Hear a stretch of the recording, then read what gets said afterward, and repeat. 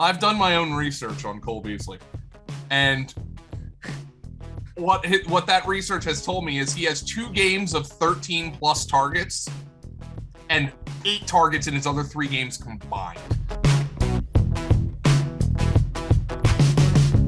Hello and welcome to Monkey Knife Fight Live. Folks, I'm Connor Rowntree, joined by Fantasy Points Joe Dolan today to talk Monday Night Football. But before we get into Monday night, Joe, how'd your weekend go?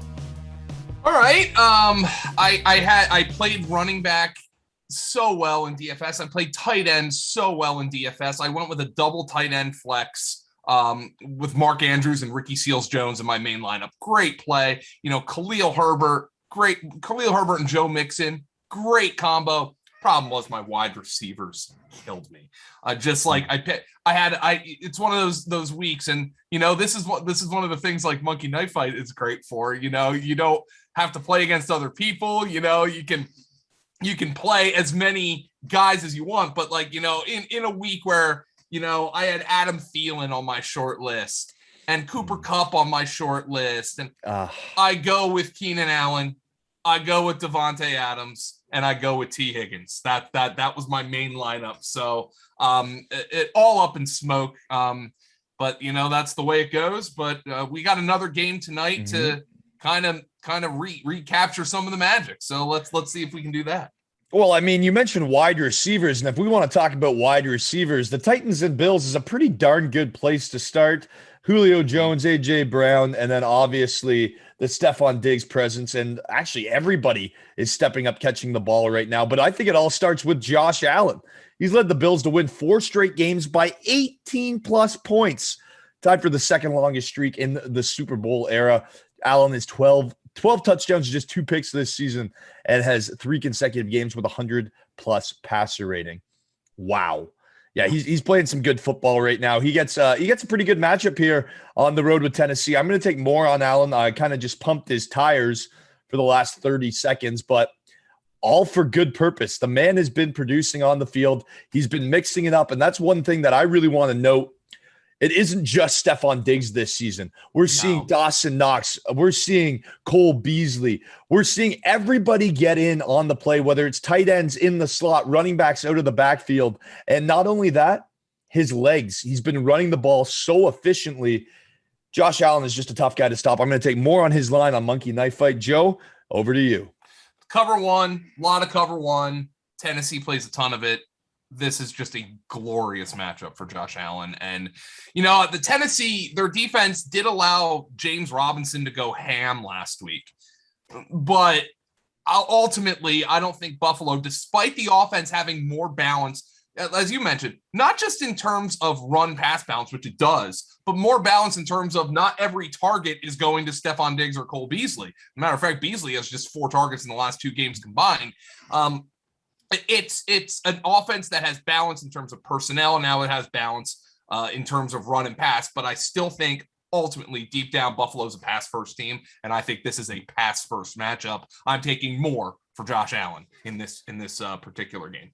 Yeah. And then on the other side of the ball, one thing that I really noted when I was breaking down this matchup is that Ryan Tannehill stands very little chance against a Buffalo defense that's playing that good against the pass right now. Top defense against the pass in the league if they don't get Derrick Henry going.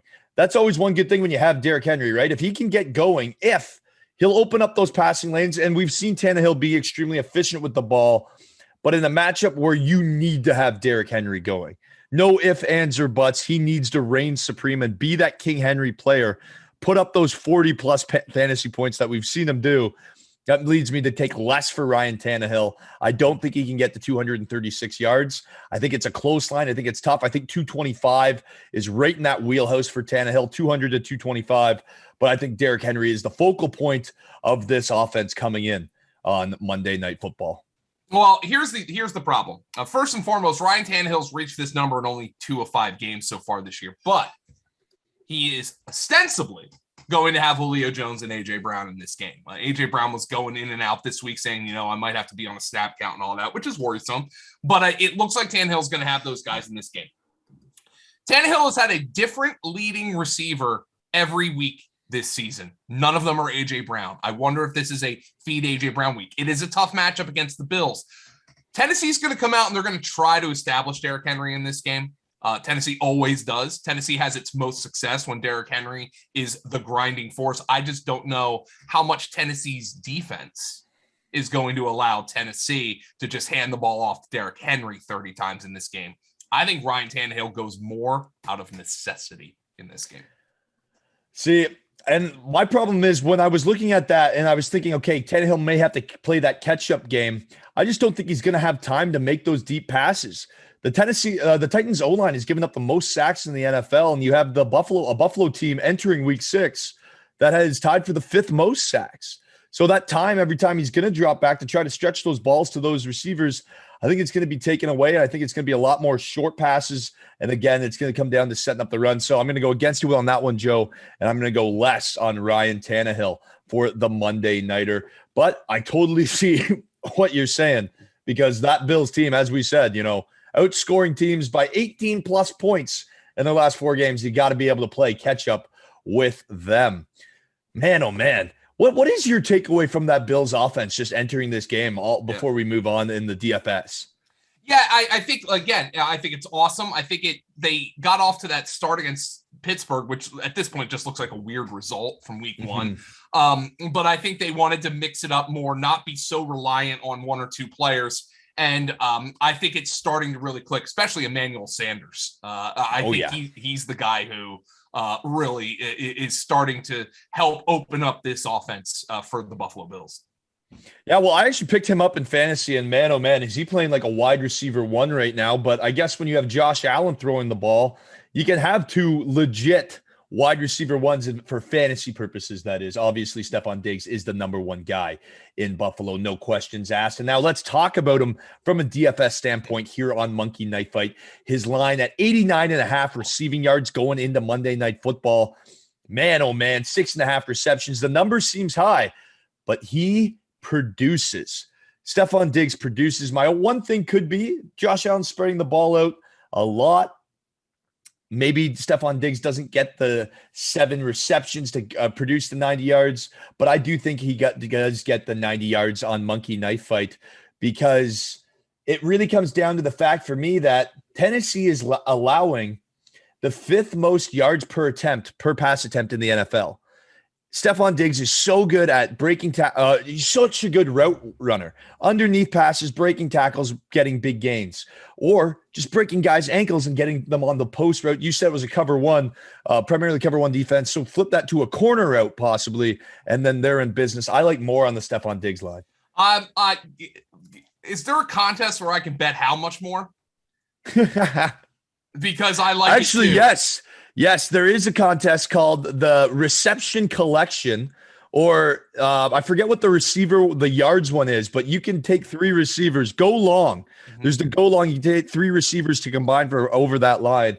And based off that confidence, I think you have something to say about Stefon Diggs here. I think he goes nuts in this game. He's a screaming regression candidate. Like, even though he's been kind of disappointing, like he was a borderline first round pick. Okay, he has not lived up to that. He's 29th in fantasy points per game entering this week. However, his volume's been excellent. He's 8th in targets per game. He's 2nd in air yards per game. And a stat that our guy Scott Barrett at Fantasy Points has developed: expected fantasy points. He's 11th in expected fantasy points per game.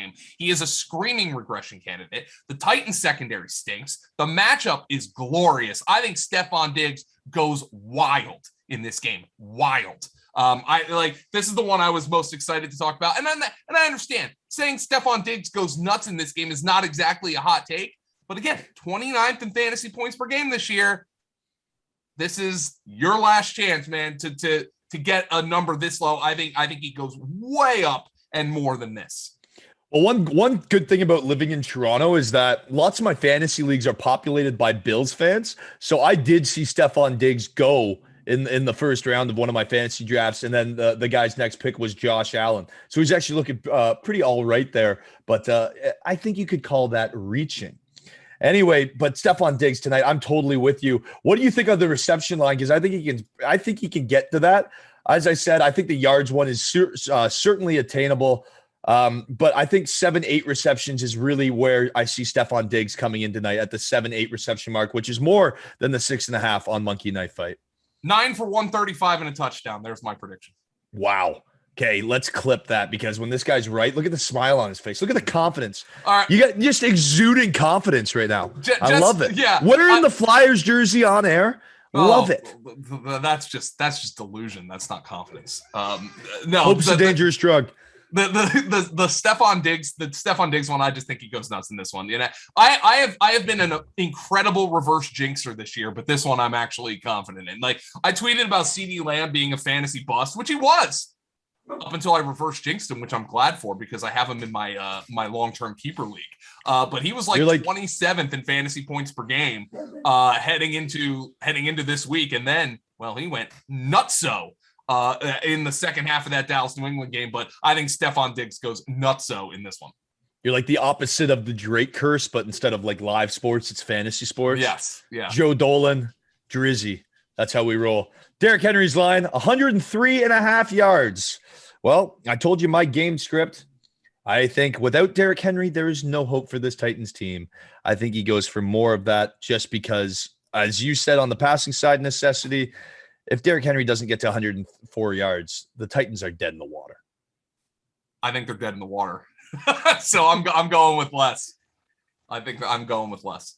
It's a tough matchup. I don't think the game flow is going to be in his favor. Again, I have plenty of Derrick Henry, so I'd like to be wrong here. I think this is going to be one of those games where Derrick Henry needs a touchdown to come through for you, quite frankly. Wow.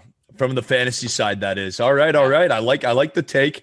Yeah, I mean, that Buffalo Bills defense, they are so good defending the pass that they almost bait you to run, and then they know what's coming.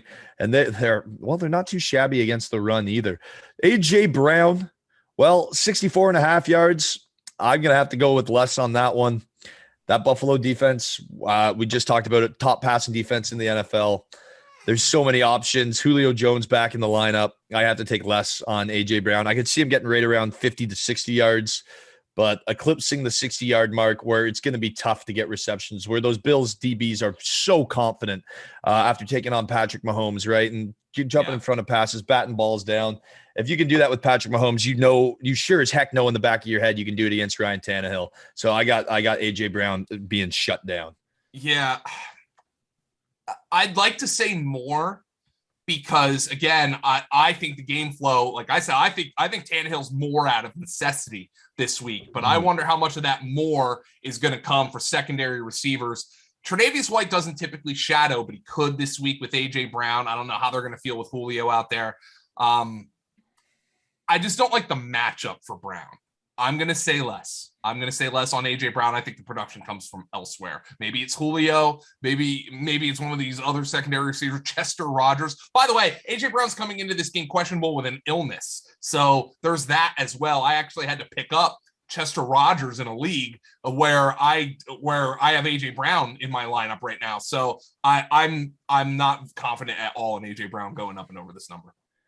Well, another guy that I'm not so confident in going for more than his number is Cole Beasley with 4.5 receptions, because you said my stat line that I was going to lead into this. He's got 4 receptions in the last 2 weeks. So how about, I'm going to go with the less. I've done my own research on Cole Beasley, and what that research has told me is he has 2 games of 13 plus targets and 8 targets in his other 3 games combined. His usage is just way, way too inconsistent for me to go more here. I'm saying less. Yeah, and another name that you really pointed out, Emmanuel Sanders seems to be the guy that's really drawing a lot of those targets, and Cole Beasley was that check down guy for Josh Allen last season, and it doesn't really seem like Josh Allen is too content with the check downs. And if he is checking down, it's usually he's tucking and going with his legs and ignoring it altogether. Before we get out of here, Mr. Joe Dolan, final predictions for Monday Night Football. I think the Bills win this one by 13. Yeah, I got the Bills rolling. Yeah, let's lay it down a bit. I'll follow passion. 13, eh? Buffalo Bills. Josh Allen's number 17. He's been rolling. I'll take the Bills by 17 points. I